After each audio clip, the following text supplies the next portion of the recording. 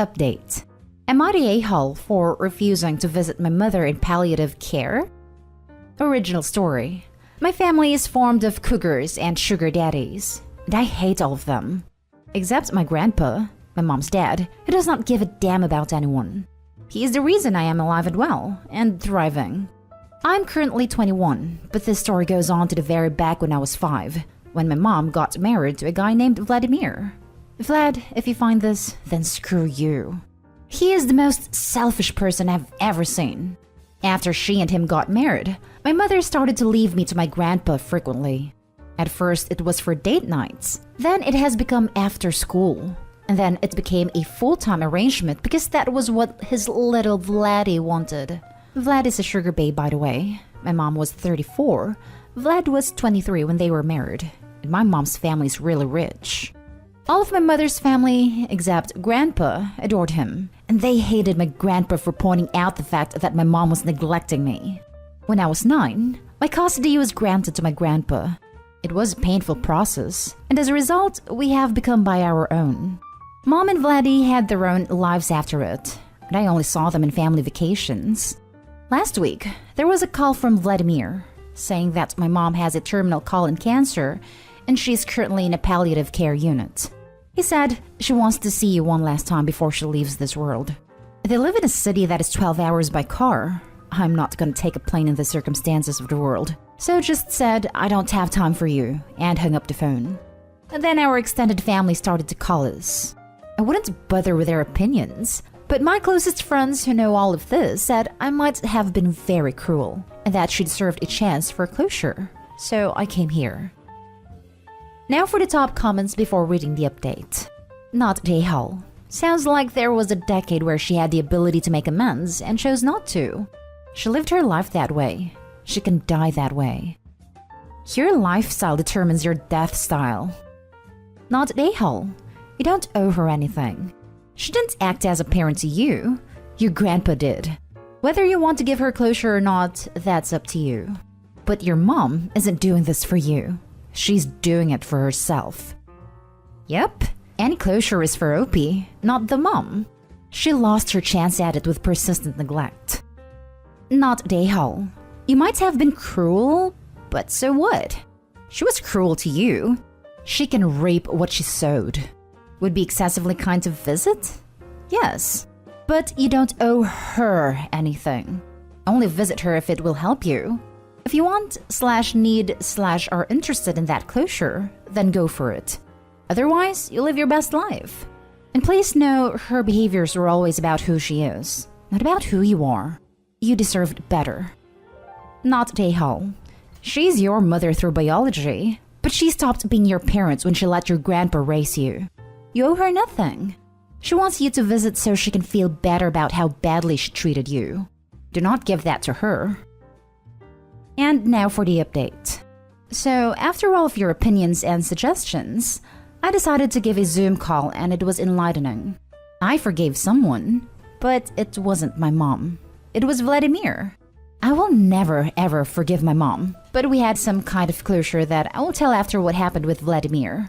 When my custody case was happening, there were photos and proof materials that I didn't know where they came from. Turns out it was all Vladimir's stuff and help. He said he was worried about my mom and me being together, so he helped Grandpa discreetly, and my custody was transferred to my grandpa. All of the presents that I got in my birthday that was told from my mother was actually Vladimir. He also helped my grandpa on business and about his will.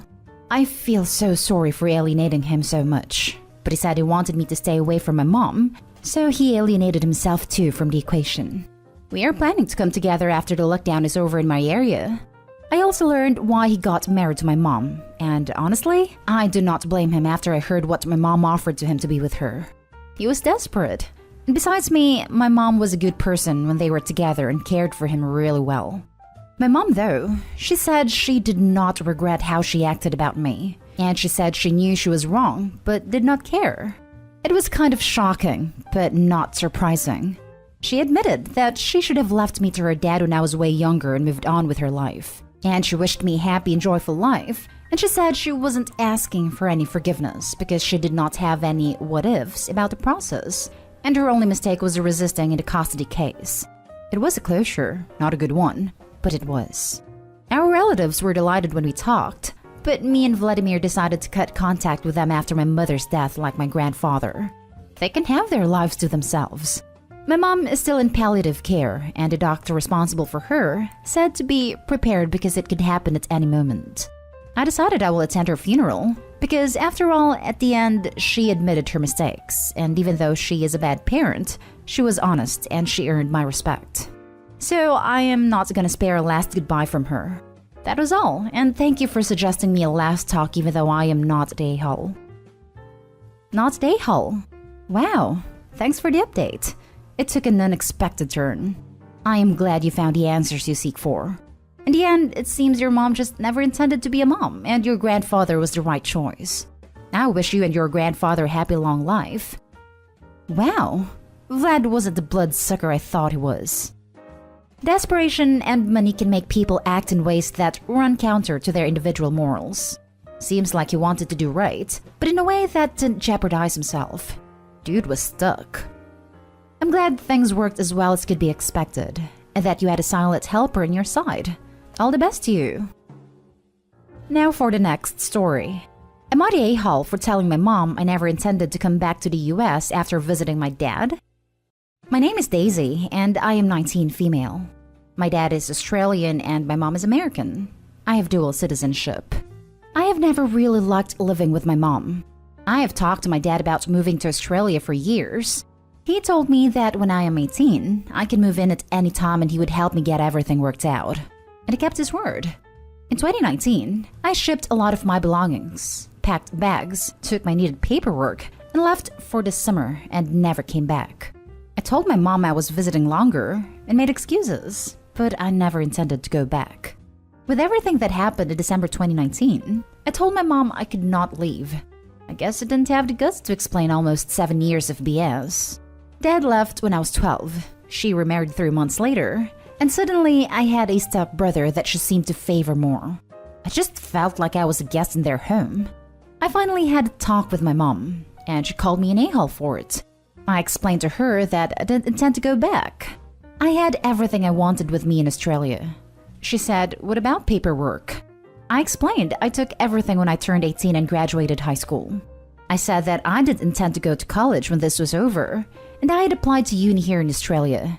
I was happy. Dad said he would support me for a few years, and I was not going to be keeping my US citizenship. She started crying and asked if I hated her. I asked her why she never showed me I was more important than her new marriage, that while she was my mom, I didn't really know how to forgive her for feeling alienated. I said I didn't want to talk for a while and hung up. Now I feel like an a-hole? Now for the comments. Not the a-hole. For everyone saying you're the a-hole or everyone sucks here, they are wrong. Your mother chose to get married 3 months after divorcing your dad. That's not sane. She then basically picks her new husband and stepson over her own daughter. She chose to be entirely selfish and put her needs over being a good mom. She sounds like someone with narcissistic tendencies. I don't blame you for moving away. Also, you're an adult and can choose where you want to live. Your dad seems a lot more supportive. You didn't owe your mom any conversation because she clearly wouldn't have listened and would have sabotaged you leaving. To all the other posters, do you not see the abuse her mother put her through? Like, it was bad enough she felt she needed to escape. I know what it's like, and it's doubtful that some of these posters do. You owe your mother nothing at all. Thank you for understanding.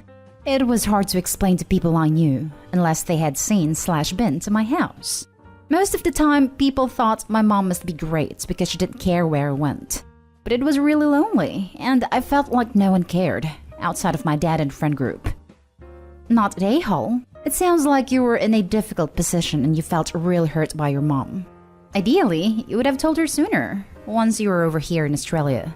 But I think you did your best given your age and how you were feeling. It's pretty telling that she didn't know how upset you were and didn't even notice that you shipped all your important stuff over here. Welcome to Australia, mate. Also pretty telling, she didn't say, "I'm so sorry for not noticing," but ask, "Do you hate me?" Classic manipulative/narcissistic tactic. Not the a-hole. Your mom didn't notice you'd moved all your stuff out of your room. Didn't notice your important papers were gone. Didn't seem to give a crap you'd scrubbed your existence from the house. You did the right thing for you. Good luck with your new life in Australia. She also asked about the paperwork right away. That implies that she would have tried to stop Opie from going. She clearly made the right decision. And as for her mother, actions have consequences. Too little too late. The last story is titled, Am I the a-hole for wanting my parents to meet our newborn before my wife's mother? I, male 27, just had an argument about this with my female 24 wife. And 2 weeks ago, we had our first child, and she's a healthy baby girl. Some background. She is the first grandchild on both sides.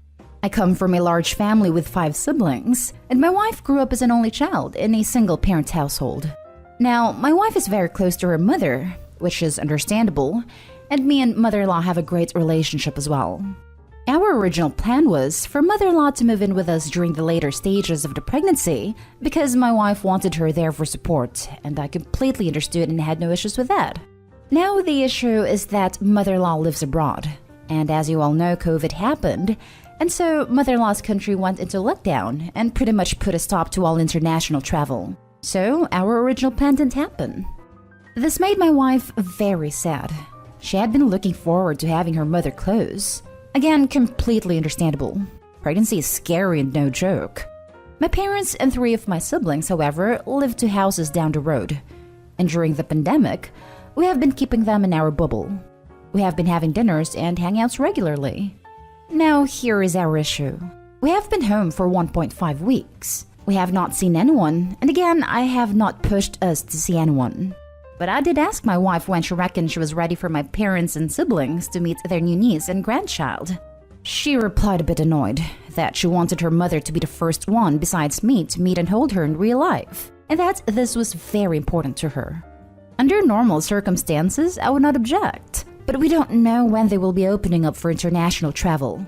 And for mother-in-law to be vaccinated and to fly over the Atlantic could potentially take months. I said it was really unfair to let my family wait for such a long time to meet their first grandchild, especially when they live so close. This did not sit well with her, and my wife and I had an argument. She said that since she gave birth and carried a pregnancy, she had a final say. Normally I would agree, but we don't even know when mother-in-law can come over, and I really want my parents to meet our daughter as well. They are eager. They have not pushed or asked in any way, but I can tell from talking to my mother that she can barely contain herself. My wife called me a massive a-hole, and that I refused to listen to her and could not possibly understand what women go through. I was just baffled and sad, and I feel I need outside perspective on this. Would I be an a-hole if I took our daughter to see my parents? Would I be an a-hole if I took our daughter to see my parents? Without your wife's permission? Absolutely, you're the a-hole. That would be a huge betrayal. Obviously, your child is likely to meet your parents before hers, but now is not the time to push this. You shouldn't be starting arguments and complaining about what's really unfair when your wife is only 10 days postpartum, coping with her first newborn baby, and missing her mother. You need to back off and be kind. I was also thinking, maybe wait for a bit longer than 1.5 weeks out of the hospital before going into this topic that is clearly very important to her. I put everyone sucks here because of her comments on having the final say because she gave birth. Agreed. I don't get the amount of not a day-hole this post is getting. His wife gave birth less than a fortnight ago. She's probably dealing with a lot. Physically because of the birth and taking care of a newborn, but also mentally for the same reasons and also not having her mother, the one person, aside from Opie, she truly wanted present, near her during this whole thing. Opie, your parents will definitely meet your kid soon, but your wife needs kindness and support, not pressure over what other people want. If you take your kid without her permission, don't expect your wife to forgive you at all. That kind of betrayal breaks relationships. Put yourself in her place. Imagine being pregnant for the first time, wanting your mother there and not having her. Even worse, you don't even know when you'll see her, when she'll see your kid. You would probably feel awful and not be particularly rational. You would be a mess, and you would need time to process everything. What matters right now is that your wife and kid recover, particularly your wife, and that she has time to process everything. Like I said, your own desires and those of your family aren't more relevant than her mental well-being. It's been 10 days. Give her a break. In countries like mine, people don't get to see newborns until they are at least a month old for the sake of their immune system, even without a pandemic. Not the a-hole for feeling that way, but you would be the a-hole if you took your daughter to your parents behind your wife's back. Maybe try to include your mother-in-law in your life more. Video chats and maybe send her a lock of the baby's hair. That way, you can show your wife that your mother-in-law is important to you and to your baby. After that, you can revisit the meeting your family thing. Your wife is maybe being a little unreasonable, but actively doing something to upset her would be an a-hole move. She's still your wife. Best of luck to you. I think this is a lovely line of thought. Find some ways for mother-in-law to be included in special moments, even though it's just not realistic for her to be there in person right now. Everyone sucks here. Without the safety of the child issue at stake, she is an a-hole for disallowing family to see the baby for an open-ended period. Days for her mother to be first? Fine. Weeks? Possibly still okay. Months? Possibly forever? A-hole behavior. But you would be an a-hole for taking your daughter away without her consent. You may think your reasons are better, but at best you are asking to do the same thing she is doing. Make a large, irrevocable decision for her and without her say. Just as she doesn't get unilateral final say, you do not either. Work it out together, or expect that the loser in this situation, whether it is you or your wife, to carry possibly relationship-ending resentment ever after. Not a-hole. She can't hold your kid hostage from family for months hoping travel will be allowed. Also, it's your kid too. But there could be something deeper than just that. Does she think your family isn't being safe?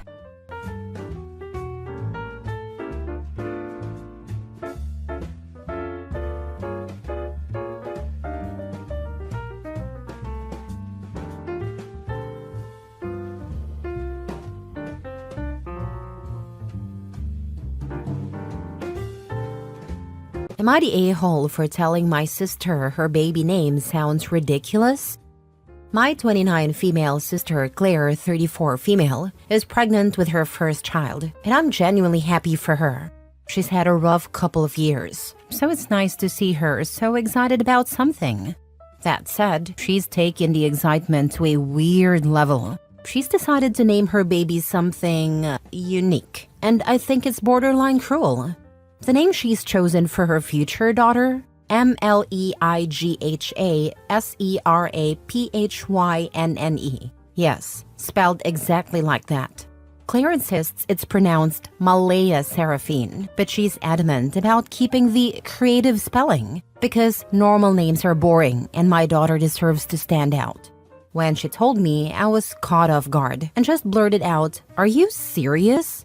She looked hurt and asked why I didn't like it. So I, probably too bluntly, said, "Because it sounds like a Wi-Fi password." Claire immediately got defensive, saying I was being judgmental and unsupportive, and that no one else had a problem with it.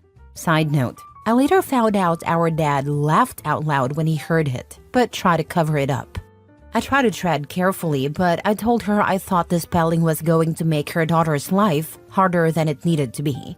Teachers, doctors, employers, everyone will constantly be mispronouncing it or spelling it wrong. Claire shot back that it's her child, and I don't get a say, and I need to get with the times because kids today have unique names, and no one cares anymore. Here's where things got worse. At a family dinner, Claire brought up the name again, and I made a mistake of saying, "You know you're naming a person, not a fairy in a fantasy novel." She stormed out, and now she's refusing to speak to me unless I apologize for mocking her creativity. My dad is staying out of it, but my stepmom thinks I was wrong to criticize the name and should just let Claire do what she wants. I love my sister, but I can't shake the feeling that she is prioritizing her ego over her baby's future. Am I the a-hole for being honest, or should I have kept my opinion to myself? Now for the top comments. You should look into the subreddit r/tragedy. It's chock full of situations like you're describing. Lol. Oh, not the a-hole, by the way. You're trying to save your niece a life of having a store-brand Harry Potter spell for a name. Not as bad as Ray Farty, but heading that way. But still equally horrible as Jacksonville. That poor girl. Not the a-hole. Her child is going to grow up and be an adult in the real world. That name is a no-go for me. I wouldn't continue harping on it, but you're not wrong for being honest. Can you imagine the mocking the kids will come up with? I definitely considered what my kids' names rhymed with, or how they could be twisted into a cruel phrase when naming them. Kids are creatively cruel. My name wasn't terrible, but it sorta rhymed with pizza, so I got that a lot. Next story. Am I the a-hole for giving money set aside for my son to his daughter's mother? My husband and I are fortunate that we were able to not just put our children through college, but also put money aside for their future weddings. As our sons got older, one of them, Frank, told us that he didn't plan on getting married. My husband and I talked about it and decided that when the time came, we would give him money toward a down payment on his first home. We also told our other son that this was an option as well, and he could use the money for either purpose. From ages 20 to 23, Frank dated Nadine. They were pretty serious, and according to Frank, he planned to be with her long term. She was very close with our family and even vacationed with us. Then one day, out of nowhere, he announced that they had broken up. He didn't want to talk about why and refused to talk about her, period. We weren't sure what was going on, but supported him. A few months later, Nadine reached out to me. She asked if I had Frank's new phone number. I was hesitant to give it to her as I wasn't sure if he'd want her to have it. That's when she told me she had recently given birth to Frank's child and couldn't get in contact with him but really needed his help. I didn't give her his number but said I would talk to him and get his consent. When I told Frank the news, he wasn't surprised. He said he knew about the baby. I asked if he knew if it was his and whether Nadine had cheated, or if that was the reason they broke up. He said no, he knew the baby was his and Nadine wasn't the type to cheat. He said he just didn't want to be a father. I asked if he thought she had baby-trapped him, not because I thought she did, but just to understand his attitude. He said no, he believed it was a true accident, but he didn't want a baby. I was in shock. My husband and I didn't raise either of our boys to be this way. I said even if he didn't want to physically be present, he still owed child support. He claimed that no, he wasn't going to pay, and Nadine was too poor to get a lawyer. I told him I was disappointed in him and that he needed to get his act together and be responsible.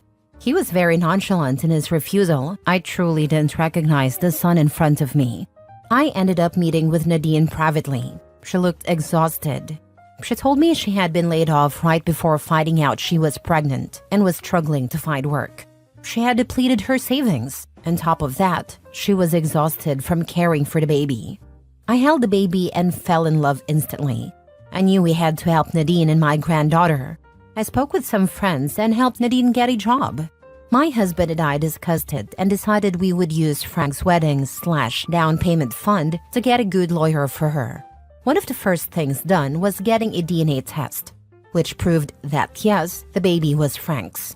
With a lawyer, Nadine was able to get child support out of Frank. At the time, Frank didn't know where the money for the lawyer came from. Nadine asked us not to tell him for the time being, and we agreed.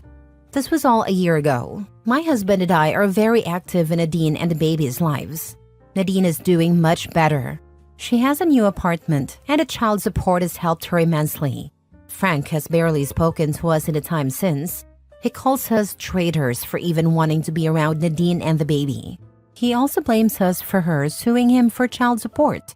We've told him that we are very disappointed in him for trying to skip out on his responsibilities and making it so the mother of his child couldn't support their baby. Frank recently came to us and announced he's finally ready to buy his first home. He said he has some money saved up, so combined with what we've put away, he feels he can buy a nice house. We told him that the money isn't there anymore and finally explained why. He became furious. He told us that we had chosen Nadine and the baby over him. We said no, we chose the baby's well-being over him. He has now cut us off completely and says that we have chosen this new family over him. Our other son was supportive of us being in the baby's life, but says we were wrong for using the money Frank always counted on for the baby. While we were once confident in our choice, we now wonder if we went too far. Were we wrong?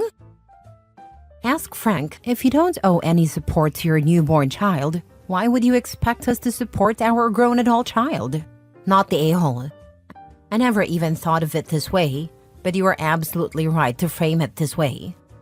Not the a-hole. At the end of the day, Frank doesn't believe that a parent should support their child. That should definitely go for him too. The fact he tried to hide it all from you speaks volumes. He knew you wouldn't support the decision, so he tried to hide your grandchild from you, so he could effectively still extort you for money.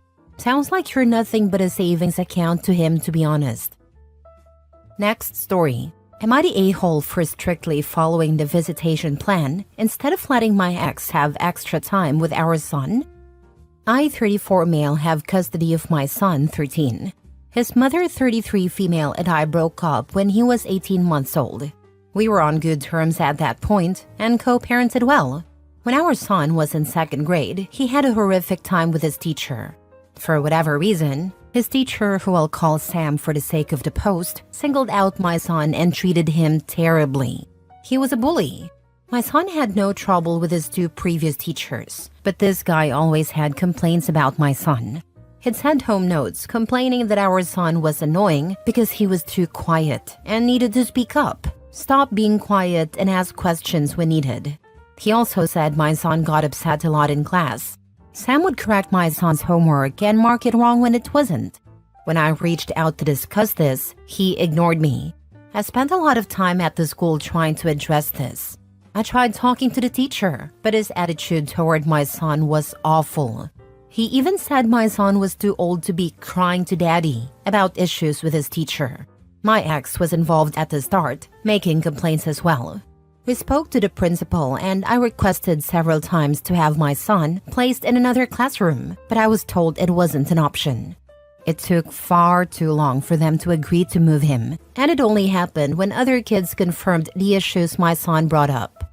For example, the teacher would go out of his way to embarrass my son by telling him boys are loud and can't be heard and shouldn't sound like babies. He'd always point out when my son got something wrong, even when he didn't, while other kids were corrected privately or on paper. He mocked my son whenever he asked questions, which explains why my son stopped asking questions when needed to. He even called my son names in front of the class. It was heartbreaking to hear how badly he treated my son. At some point during all this, my ex decided that Sam, the man who treated our son like this, would be a good partner for her. She hid a relationship for a while, and then told our son one day when he was with her.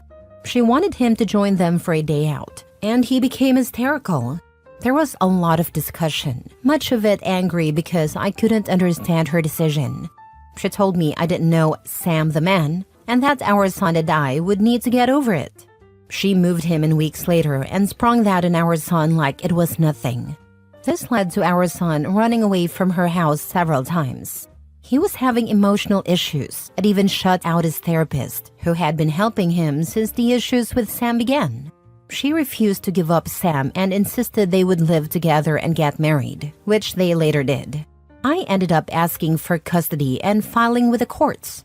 It wasn't straightforward or quick, but the court agreed that the strain of living with Sam was not good for my son.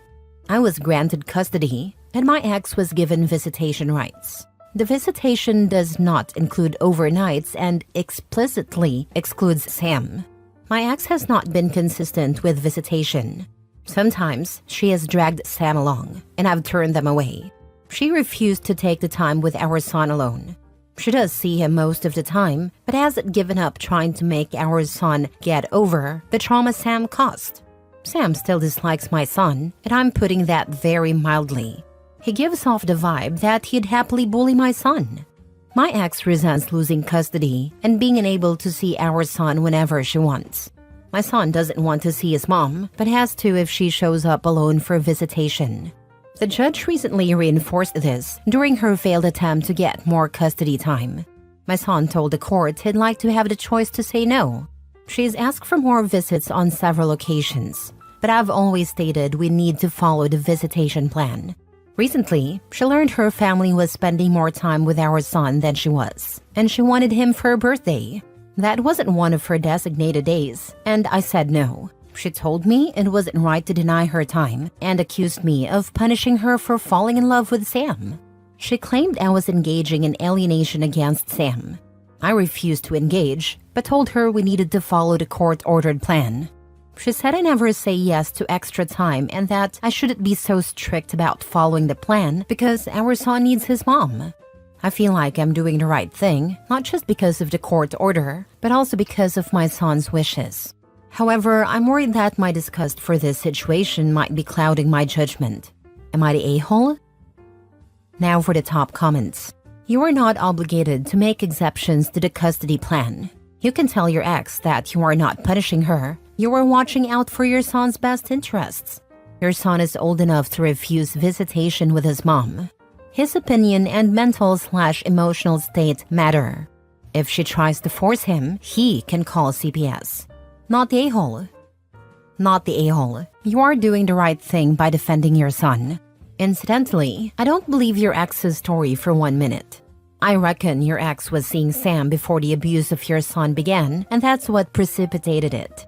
Either way, she is an awful mother, and I don't blame your son for not wanting to see her. I can't blame him either. The hurt he feels is something she will never fully recognize, but I see it.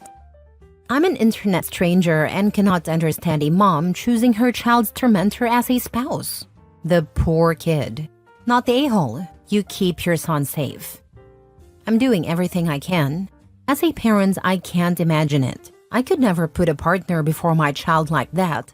I could never betray my child's trust like that.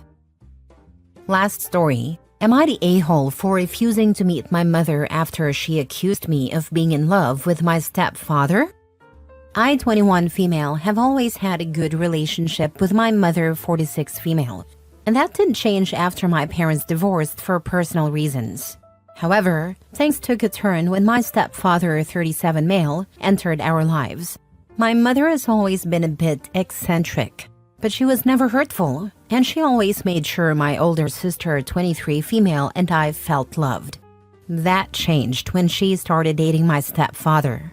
While I got along with him and he respected my privacy, my mother started acting differently.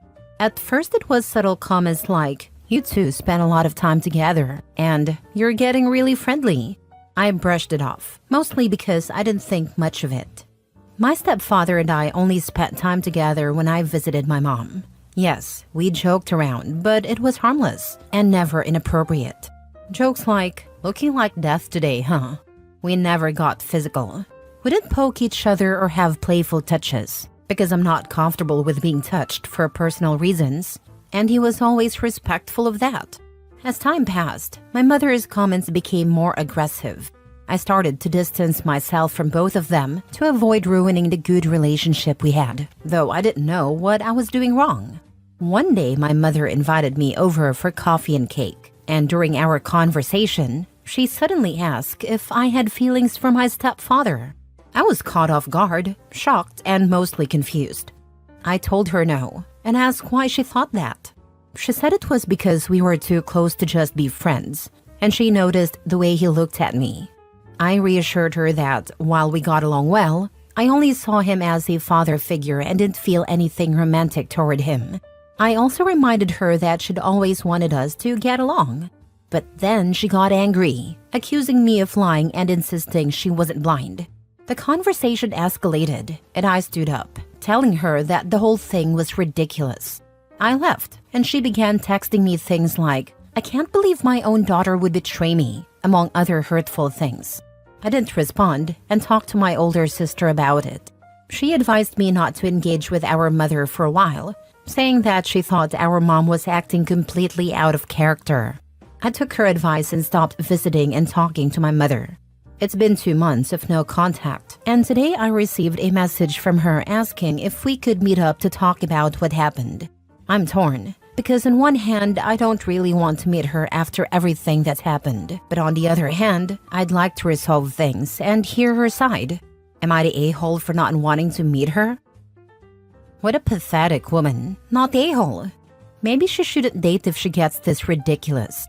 I wouldn't meet her yet. I doubt she is suddenly cured of her madness. Let her feel the consequences for much longer than this, or she will likely do this again. She is the one who betrayed you, not the other way around. Not the a-hole. I do wonder if your stepfather had an eye for you, and your mom noticed and thought you reciprocated those thoughts.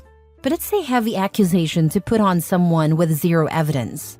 I wouldn't meet up with your mom after that accusation, and it could also be an insecurity for her, marrying someone who's a decade younger than her. Thanks for your perspective. I've thought about that possibility too, but honestly, my stepfather has never given me any reason to think he had inappropriate intentions. He's always respected my boundaries, and our interactions have been harmless. I feel like my mom's accusations are more about her insecurities than anything else, especially with the age difference between them, as you mentioned. It's just really hurtful that she jumped to such a heavy accusation without evidence, or even talking to me properly about it. I agree that meeting her right now feels like a bad idea, but part of me still wants to resolve things. I just don't know if she's ready to approach this maturely yet.